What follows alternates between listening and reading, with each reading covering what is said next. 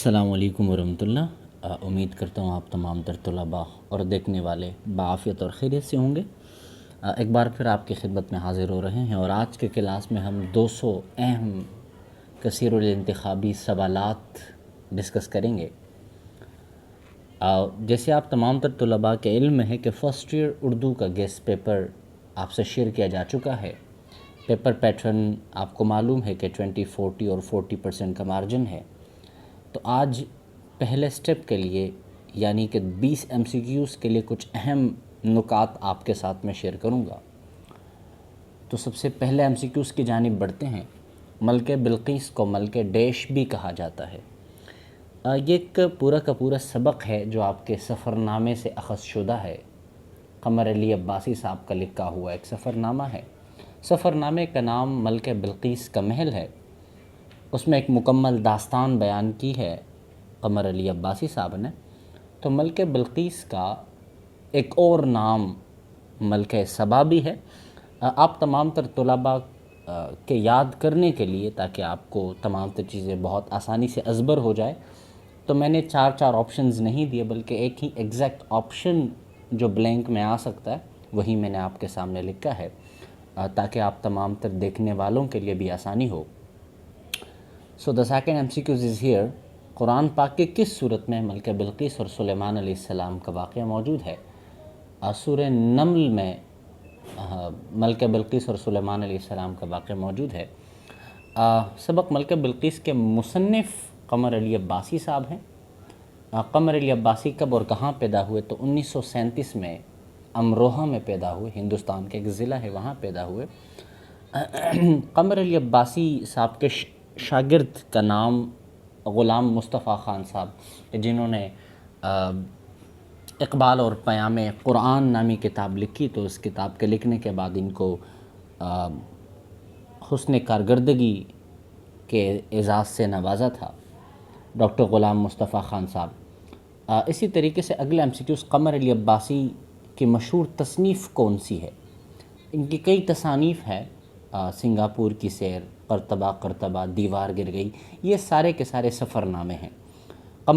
قمر علی عباسی صاحب کی کب اور کہاں وفات ہوئی؟ تو 2013 میں نیو یارک میں انتقال کر گئے تھے۔ ایک نقطہ جو سبق سے ہی اخذ کیا جا چکا ہے، حضرت سلیمان علیہ السلام نے کس کے ذریعے ملکہ سبا کو خط بھجوایا؟ تو ہدہد کے ذریعے ایک پرندہ ہے، قرآن مجید میں بھی اس کا ذکر موجود ہے۔ ملکہ سبا کو کہاں قیام کرنے کو کہا گیا؟ قیصر شاہی میں۔ یہ تمام تر وہ نکات اب یہاں میں آپ کے ساتھ ڈسکس کر رہا ہوں جو سبق سے ہی اخذ شدہ ہے۔ ملکہ سبا نے اسلام قبول کیا تھا، اپنے کچھ لوگوں کو بھیجا، انہوں نے حال احوال تمام تر چیزیں دیکھیں تو پھر اس کے بعد ملکہ سبا نے اسلام قبول کر لیا تھا۔ اسلام قبول کرنے کے بعد ملکہ سبا نے کس سے نکاح کیا؟ تو حضرت سلیمان علیہ السلام سے انہوں نے نکاح کیا۔ اب اگلا سبق جو اخذ شدہ ہے ڈرامے سے، ڈرامے کے صنف سے، بیگم کی بلی کے مصنف کون ہے؟ مشہور ڈرامہ نگار ڈاکٹر امتیاز علی تاج صاحب کا لکھا ہوا ایک مختصر سا ڈرامہ ہے۔ کس نے اپنے فن اور قلم کے زور سے اردو ڈرامہ کی ادبی اور فنی سطح کو بلند کیا؟ تو بلا شبہ وہ ڈاکٹر امتیاز علی تاج صاحب ہی ہیں۔ امتیاز علی تاج صاحب کو حاصل ہے کیا؟ شہرت عام اور بقائے دوام۔ امتیاز علی تاج صاحب کی مشہور تصانیف انارکلی، چچا چکن، ہیبت ناک افسانے۔ اب کچھ نقطے سبق سے ہی جو اخذ شدہ ہے وہ میں آپ کے ساتھ شیئر کر رہا ہوں۔ سولو MCQs میں آپ کو نظر آ رہا ہوگا کہ میاں صاحب نے بلی کو ٹھکانے لگانے کے لیے انعام مقرر کیا تھا 5 روپے۔ آپ نے اگر سبق پڑھا ہے، پورا کا پورا ڈرامہ آپ نے پڑھا ہے تو کرداروں کا آپ کو بخوبی علم ہوگا کہ اس میں ایک میاں صاحب ہوتے ہیں اور پھر میاں صاحب کے ساتھ ایک ان کی بیگم ہوتی ہے، ایک دیور ہوتا ہے اور ایک امیدوار ہوتا ہے جو ملازمت ڈھونڈنے کے لیے میاں صاحب کے پاس آتے ہیں۔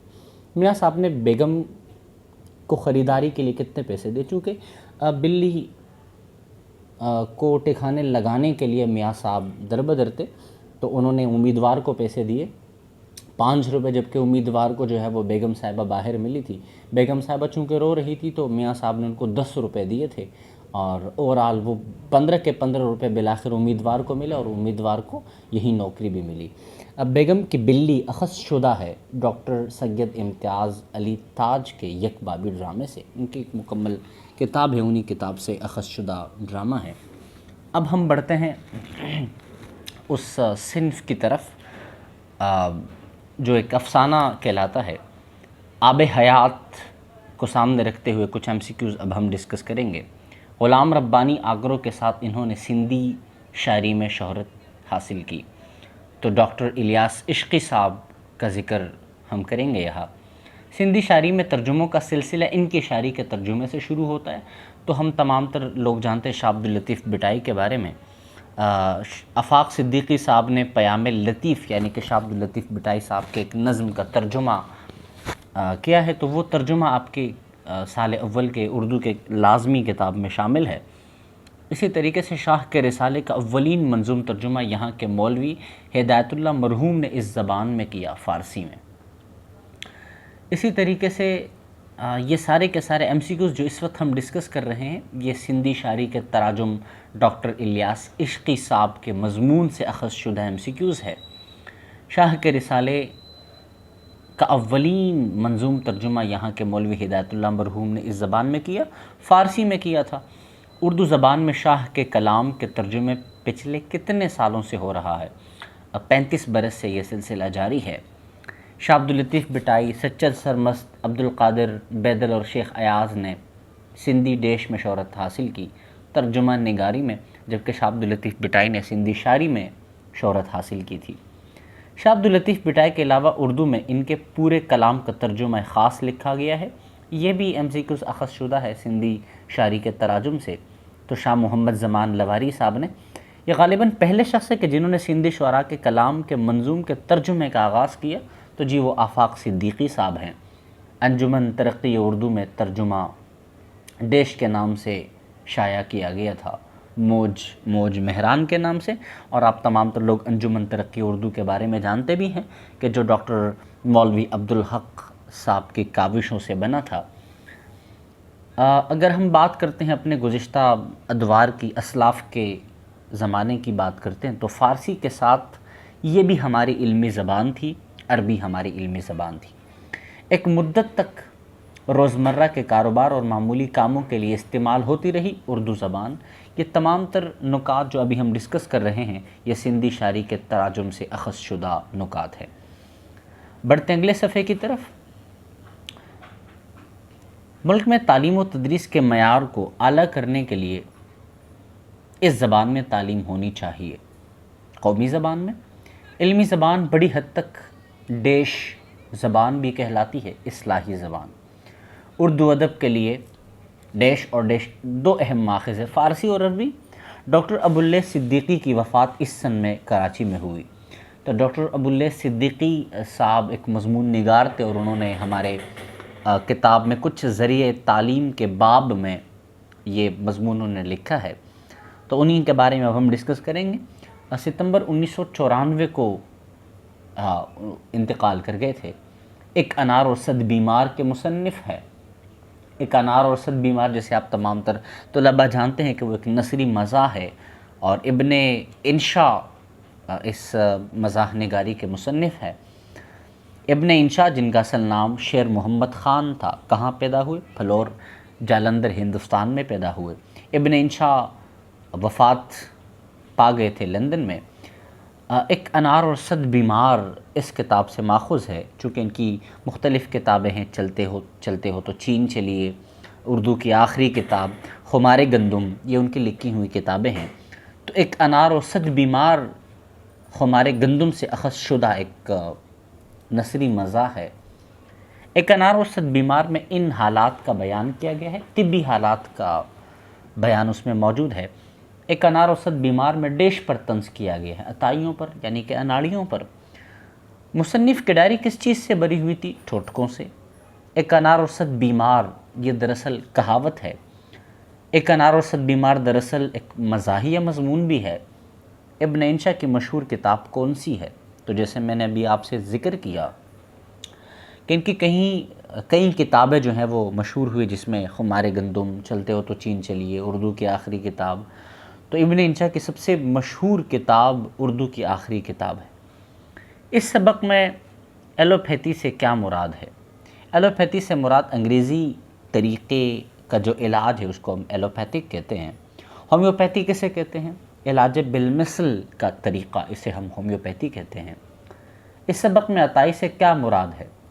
عطائی سے مراد یعنی کہ طب کا علم حاصل کیے بغیر علاج کرنے والا، اسے ہم عطائی کہتے ہیں۔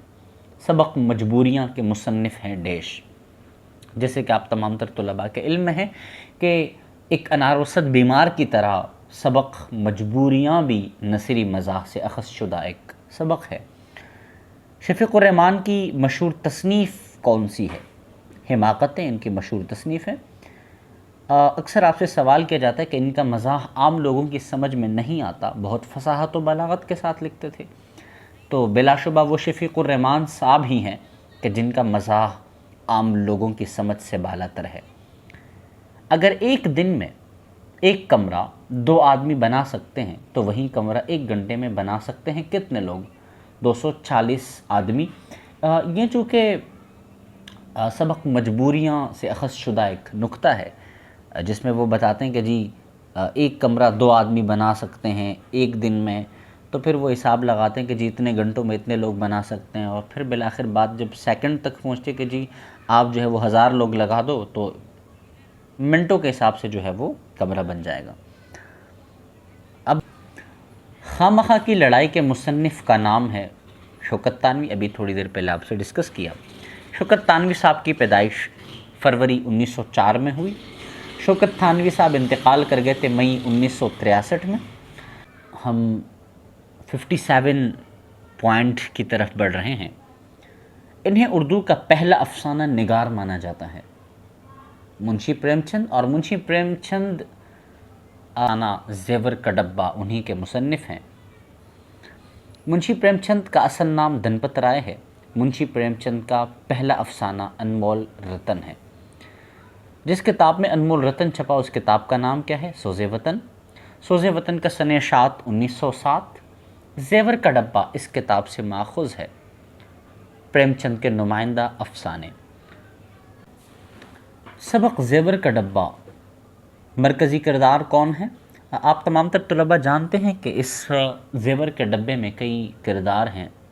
ٹھاکر صاحب کا کردار ہے، ایک ٹھکرائن صاحبہ کا کردار ہے، ایک چمپا کا کردار ہے، ایک چندر پرکاش کا کردار ہے۔ تو چندر پرکاش کا کردار مرکزی کردار ہے۔ پریم چالیسی ان کی تخلیق ہے۔ پریم چالیسی ان کا ایک افسانہ ہے جو منشی پریم چند نے لکھا۔ چندر پرکاش کی ماہانہ تنخواہ 30 روپے تھی۔ اب ہم مکتوبات کی طرف بڑھیں گے۔ بنام میر مہدی مجروح کے مصنف، یعنی کہ مکتوب نگار کون ہیں؟ تو وہ مرزا اسد اللہ خان غالب ہیں۔ جدید خطوط نگاری کے بانی سمجھے جاتے ہیں مرزا اسد اللہ خان غالب۔ میر مہدی مجروح اور غالب کے درمیان کا رشتہ دوست تھے۔ غالب کے خطابات ہیں نجم الدولہ، دبیر الملک، نظام جنگ۔ یہ چونکہ وہ خطابات ہیں کہ جو ان کو مغل سلطنت کے دور میں دیے گئے تھے۔ سبق بنام میر مہدی مجروح اس کتاب سے ماخوذ ہے۔ مکتوبات غالب، غالب کے خطوط۔ عود ہندی ان کی کتاب ہیں، بلا شبہ غالب کی ایک بہترین شاہکار ہے۔ اب ہم بڑھتے ہیں احمد ندیم قاسمی کی طرف۔ احمد ندیم قاسمی صاحب وہ افسانہ نگار ہیں کہ جن کا افسانہ بابا نور ہمارے نصاب میں شامل ہے۔ احمد ندیم صاحب کی وفات کس سن میں ہوئی اور کہاں ہوئی؟ تو 10 جولائی 2006 لاہور میں ان کا انتقال ہوا۔ احمد ندیم قاسمی صاحب کا اصل نام احمد شاہ تھا۔ احمد شاہ کا قلمی نام کیا تھا؟ اسی MCQs کو گما پہ رکھ دیا گیا ہے۔ سرزادہ احمد شاہ اور احمد ندیم قاسمی دونوں ہو سکتے ہیں۔ انہوں نے جاپانی نظموں کو اردو ترجمہ کیے۔ احمد ندیم قاسمی صاحب نے جاپانی ہائکو اور دیگر تمام تر اصناف کو، اصطلاحات کو اردو میں بھی شامل کیا۔ ان کا ڈرامہ شکست و فتح ریڈیو پر خاصا مقبول تھا احمد ندیم قاسمی صاحب کا۔ احمد ندیم قاسمی صاحب کی تنقیدی کتابوں میں شامل ہے تہذیب و فن اور ادب و تعلیم۔ 1963 میں پاکستانی سرکار نے پہلی بار احمد ندیم قاسمی کے مجموعے دشت وفا کے لیے کون سا ایوارڈ مختص کیا؟ کس ایوارڈ سے ان کو نوازا تھا؟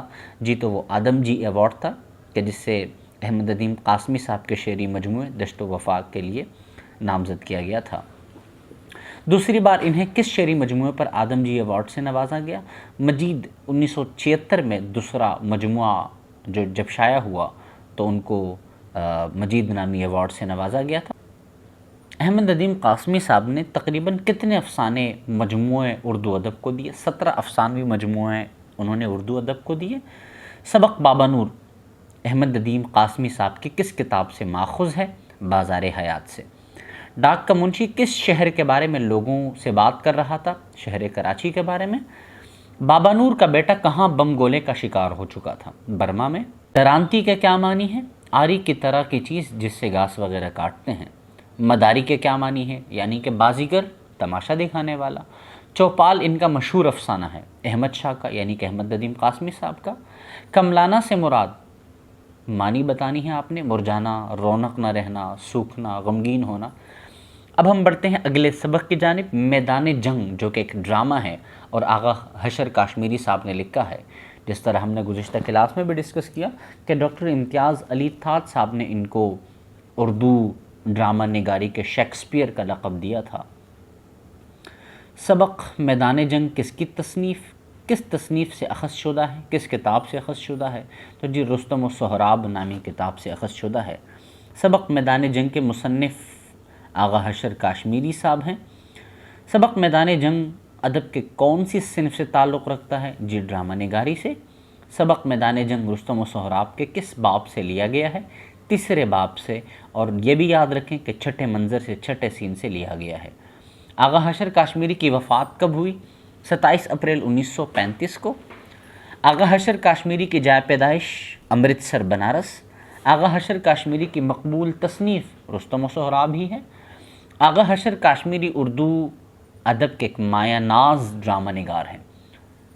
اردو ڈرامے کا شیکسپیئر ان کو کہا جاتا ہے، آغا حشر کاشمیری کو۔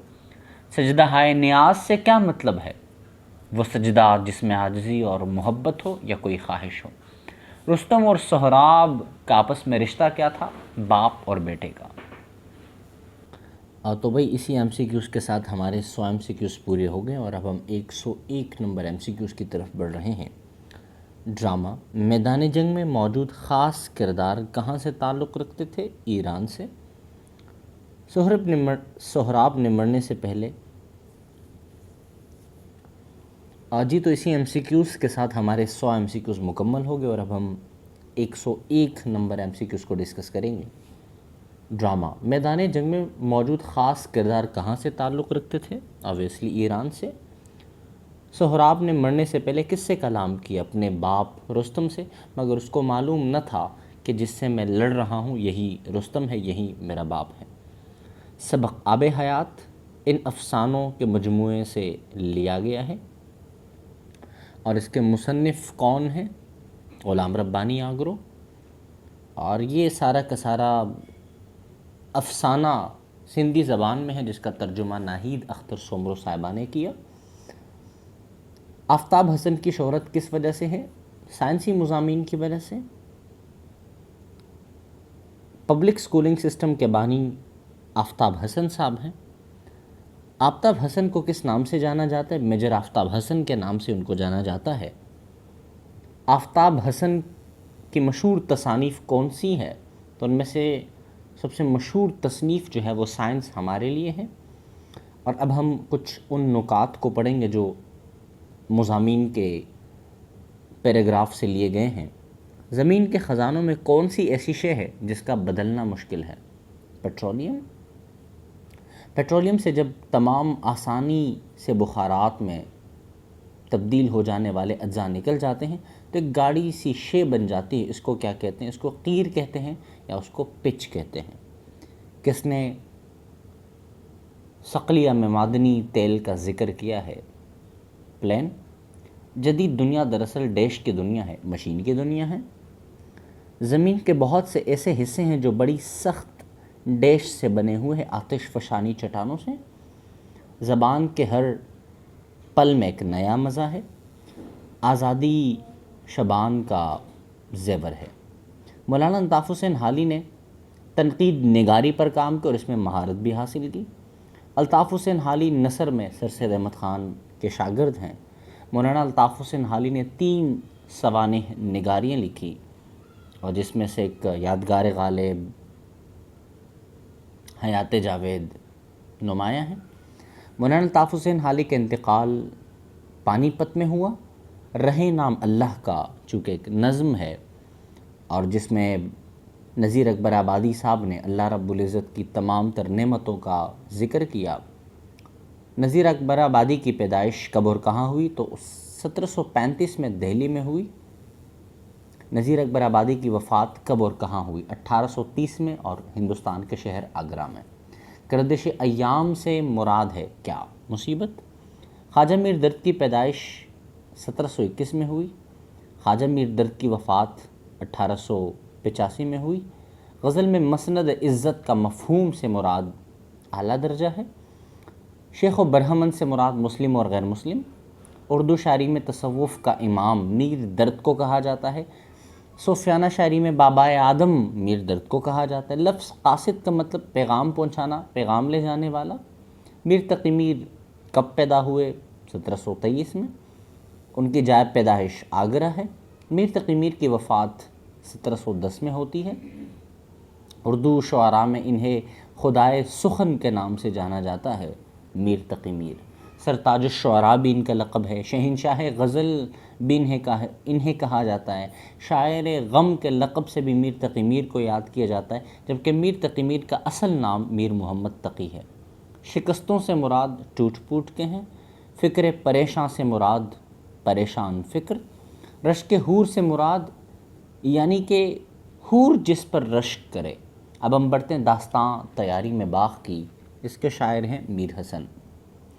اور میر حسن اگر آپ پوری سوانح عمری ان کی دیکھتے ہیں تو یہ سارے کے سارے میر حسن ہے، میر غلام حسین ہے، پھر میر انیس، یہ 7 پشتوں سے شعراء ہیں۔ میر حسن کی پیدائش 1727 سن میں ہوئی، اور ان کا انتقال 1786 میں ہوا۔ اور داستان تیاری میں باغ کی مثنوی ہے، اور یہ میر حسن کی لکھی ہوئی مثنوی سحر البیان سے ماخذ ہے، اور اس کے اندر مختلف کردار ہیں، اور ایک مغلیہ سلطنت کے تمام تر پہلوؤں کو اجاگر کرنے والی ایک مثنوی ہے یہ۔ میر حسن کا اصل نام میر غلام حسن ہے، اور حسن ان کا تخلص ہے۔ ان کے استاد محترم کا نام میر ضیاء الدین ہے۔ میر حسن کے دیوان کا نام دیوان میر ہے۔ نوائے سروش کے شاعر ہیں احسان دانش۔ نوا آواز کو کہتے ہیں، اور سروش سے مراد غائبانہ۔ احسان دانش کی پیدائش 1914 ہندوستان میں ہوئی، اور یہ وہی شاعر ہے کہ جن کو شاعر مزدور کے نام سے بھی جانا جاتا ہے۔ احسان دانش کا انتقال 1982 لاہور میں ہوا۔ نوائے سروش دراصل کتاب جہان دانش سے ماخذ ہے۔ دنیا اردو میں شاعر مزدور کہلاتے ہیں، جیسے میں نے ابھی آپ سے ڈسکس کیا، تو وہ احسان دانش ہیں۔ دانش ان کا تخلص ہے۔ احسان دانش کو کس اعزاز سے نوازا گیا؟ نشان امتیاز سے۔ اب ہم بڑھتے ہیں غالب کی جانب۔ انہیں اردو کا پہلا فلسفی شاعر کہا جاتا ہے، مرزا اسد اللہ خان غالب۔ ان کی کتاب کو ہندوستان کی الہامی کتاب کہا جاتا ہے، دیوان غالب، مرزا غالب کی لکھی ہوئی کتاب ہے۔ مولانا الطاف حسین حالی نے کن کو جدید اردو کا مورث اعلیٰ قرار دیا؟ تو وہ سر سید احمد خان ہیں۔ مصور فطرت خواجہ حسن نظامی کا لقب ہے۔ مغلیہ مصنف کے طور پر مشہور ہے خواجہ حسن نظامی۔ سندھی شاعری کے منظوم ترجموں کا سلسلہ ان کے شاعری کے ترجموں سے ہوا۔ شاہ عبداللطیف بٹائی شاہ کے رسالے کا ولین منظوم ترجمہ انہوں نے کیا، حالانکہ مولوی ہدایت اللہ مرحوم صاحب نے انہوں نے فارسی زبان میں ترجمہ کیا تھا۔ شاہ عبداللطیف بٹائی کی شاعری کا ترجمہ مولوی ہدایت اللہ صاحب کہاں بھول گئے تھے؟ ٹھٹہ کی ایک مسجد میں۔ یہ تمام تر وہ نکات ہیں جو سندھی شاعری کے تراجم مضمون سے ڈاکٹر الیاس عشقی صاحب کا لکھا ہوا ایک مضمون ہے، اسی مضمون سے اخذ شدہ جملے اور نکات میں آپ سے شیئر کر رہا ہوں۔ مولوی ہدایت اللہ کن زبانوں سے بخوبی واقف تھے؟ فارسی اور عربی۔ مولوی ہدایت اللہ کو کن کے کلام میں مماثلت نظر آئی؟ شاہ اور رومی۔ جلال الدین رومی کا ذکر کر رہے ہیں۔ مولوی ہدایت اللہ اپنے ترجموں کے زبان اور بیان میں مثنوی، مانوی اور ان کی پیروی کی۔ مولانا روم رحمہ اللہ کی مثنوی کی پیروی کی انہوں نے۔ شاہ کے کلام کے جتنے ترجمے ہوئے ان میں سب سے بلند معیار اس ترجمے کا ہے۔ مولوی ہدایت اللہ نے جو ترجمہ کیا اس کا معیار سب سے بلند ہے۔ انگریزی زبان میں ان کا ترجمہ سامنے آتا ہے۔ ڈاکٹر سورلے نے شاہ صاحب پر جو کتاب لکھی اس کا نام کیا ہے؟ شاہ عبداللطیف آف بٹ۔ شاہ پر اب تک لکھی جانے والی سب سے زیادہ محققانہ، معتبر اور بلند پایہ کتاب کا نام کیا ہے اور اس کے مصنف کون ہیں؟ تو جی وہی شاہ عبداللطیف آف بٹ، جس کے مصنف ڈاکٹر سورلے صاحب ہے۔ شاہ عبداللطیف کے کلام کا سادہ و رواں زبان میں انہوں نے ترجمہ کیا۔ تیرداس صاحب نے تیرداس نے ان کے کلام پر زیادہ توجہ دی۔ سچل سرمز ایک صوفی شاعر تھے اور بزرگ بھی۔ ان دونوں کے سوا شاہ کے تمام منظوم ترجمے ضرورت کے تحت کیے گئے۔ مسز ایلسا قاضی اور جی اللانہ صاحب کراچی کے میئر بھی رہے ہیں۔ سندھ میں کی جانے والی انگریزی ترجموں میں کتنے قابل ذکر ہیں؟ 3 ترجمے جو ہے وہ سب سے زیادہ قابل ذکر ہیں۔ پہلا قابل ذکر ترجمہ پروفیسر اکبر انصاری صاحب کا ہے، پروفیسر اکرم انصاری صاحب کا ہے۔ دوسرا قابل ذکر ترجمہ جی اللانہ صاحب کا ہے جو بڑی آب و تاب کے ساتھ شائع ہوا تھا، اور تیسرا قابل ذکر ترجمہ مسز ایلسا قاضی، علامہ آئی قاضی کی اہلیہ ان کا ہے۔ مسز ایلسا قاضی علامہ آئی قاضی صاحب کی شریک حیات تھی۔ علامہ آئی قاضی کی شریک حیات کا تعلق دراصل ملک جرمن سے تھا۔ اردو زبان میں شاہ کے کلام کے ترجمے کتنے وقت سے کیے جا رہے ہیں، کتنے عرصے سے کیے جا رہے ہیں؟ پچھلے 35-45 برس سے۔ اور آپ کے سبق میں ایگزیکٹ جو تاریخ لکھی جا چکی ہے وہ 35 برس ہیں، تو آپ 35 برس پہ ہی ٹک کیجئے گا۔ اردو مترجمین میں کن کی کوشش قابل قدر اور تاریخی اہمیت کے حامل ہیں؟ شیخ ایاز صاحب۔ انہوں نے شاہ کے مکمل رسالے کا ترجمہ اردو نظم میں کیا جو 2 بار طبع ہو چکا ہے، شائع ہو چکا ہے، تو وہ شیخ سعدی صاحب نے جب ترجمہ کیا تو وہ 2 بار شائع ہوا۔ ایاز کا ترجمہ ان کو پسند ہے۔ اہل ذوق لوگ ایاز صاحب کے ترجموں کو، شیخ ایاز صاحب کے کیے گئے تراجم کو پسند کرتے ہیں۔ انہوں نے پہلے ایاز اور آفاق صدیقی کے انداز میں ترجمہ کا آغاز کیا۔ شیخ رشید احمد لاشاری کا ذکر کیا جا رہا ہے۔ راقم الحروف کے مصنف ہیں ایاز الیاس عشقی صاحب۔ انہوں نے پچھلے 24 سال سے متعدد کلاسک اور جدید شعراء کے فن پاروں کے کامیاب ترجمے کیے۔ تو وہ آفاق احمد صدیقی صاحب ہے کہ جنہوں نے جدید شعراء کے پنفاروں کے ترجمے کیے۔ شاہ محمد زمان لواری رحمہ اللہ کے پورے کلام کا ترجمہ انہوں نے فارسی میں کیا۔ نیاز ہمایونی صاحب نے شاہ زمان لواری رحمہ اللہ کے پورے کلام کا ترجمہ اردو میں ڈاکٹر نجم الاسلام صاحب نے کیا۔ یہ غالباً پہلا شخص ہے کہ جنہوں نے سندھی شعراء کے تمام منظوم ترجموں کا آغاز کیا، آفاق صدیقی صاحب۔ انجمن ترقی اردو کے بانی کا نام ہے مولوی عبدالحق صاحب۔ مولوی عبدالحق صاحب کو بابائے اردو کے لقب سے جانا جاتا ہے۔ موج مہران کے مصنف ہے ڈاکٹر الیاس عشقی۔ ڈاکٹر الیاس عشقی کا پورا نام کیا؟ محمد الیاس خان یوسفزئی۔ حلقہ میری زنجیر کا انہوں نے منظوم کیا فہمید ریاض صاحبہ۔ ان کی شاعری کو آہ کی شاعری کہا جاتا ہے میر تقی میر۔ ان کی شاعری کو واہ کی شاعری کہا جاتا ہے سودا۔ میر تقی میر کی اردو شاعری کے کتنے دیوان ہیں؟ کل 6 دیوان ہیں۔ تو اسی PDF فائل کا لنک میں آپ کو ڈسکرپشن میں دے دوں گا، اسی کو پڑھیے، یہ آپ کے لیے اہم ہے۔ اور اسی کے بعد انشاءاللہ میں کوشش کروں گا کہ کتاب میں موجود جتنے بھی MCQs ہیں وہ سارے کے سارے میں سالو کر کے آپ کے ساتھ شیئر کر سکوں۔ اور آپ تمام تر طلباء جنہوں نے چینل کو سبسکرائب نہیں کیا، so it's a humble request to all of you that subscribe my channel for watching more videos، اور اپنے دوستوں کے ساتھ شیئر بھی کیجیے۔ انشاءاللہ ملتے ہیں اگلی ویڈیو میں۔ اللہ حافظ۔